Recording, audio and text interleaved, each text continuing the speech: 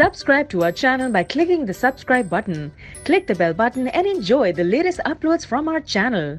In the days before his summit with Russian President Vladimir Putin in Helsinki Monday, President Donald Trump upset relations with America's allies during a visit to the United Kingdom and a contentious meeting with NATO leaders in Brussels. In addition to calling the European Union a foe of the US and criticizing British Prime Minister Theresa May for her handling of Brexit, Mr. Trump slammed fellow NATO countries for not contributing more towards defense spending. On CBS This Morning Monday, Ian Bremmer, president of the Eurasia Group and a CBS News senior global affairs contributor, said that backstage at the NATO meeting there were elements that were even more eyebrow-raising than reports have suggested. One is that emergency session where they asked the Georgian and Ukrainian presidents to leave in the middle of their presentation.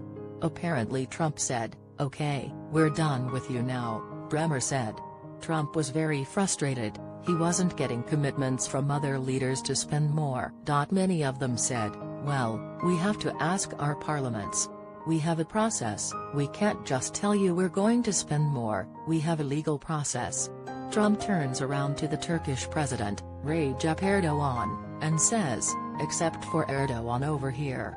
He does things the right way," and then actually fist bumps the Turkish president. It was a startling gesture of support for the increasingly authoritarian Turkish leader, who recently won another term and is widely expected to continue consolidating his power.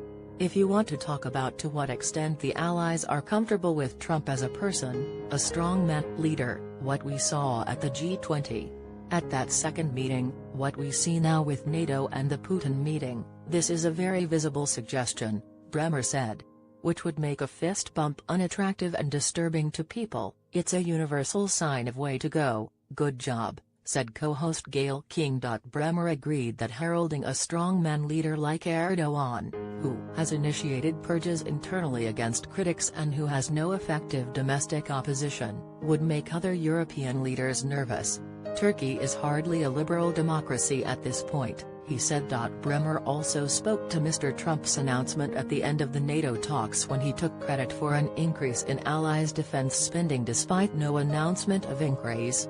Apparently the Dutch Prime Minister, Mark Rutte, was the last person to intervene at the summit, said Bremmer.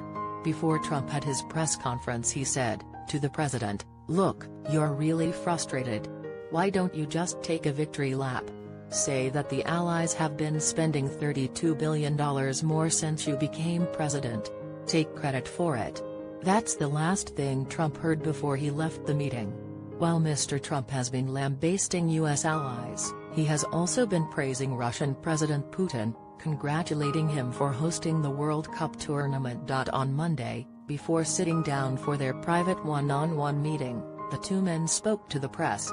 "We have discussions on everything from trade to military, to missiles, to nuclear, to China. We'll be talking a little bit about China, our mutual friend President Xi," Mr. Trump said. "We have great opportunities together as two countries that frankly we have not been getting along very well for the last number of years. I think we'll end up having an extraordinary relationship," he predicted. Mr. Trump added that the fact the US and Russia share a commonality in being nuclear powers is not a good thing, that's a bad thing. King asked Bremmer, "What do you make of the comments the two men made, President Putin and President Trump, before they sat down together?"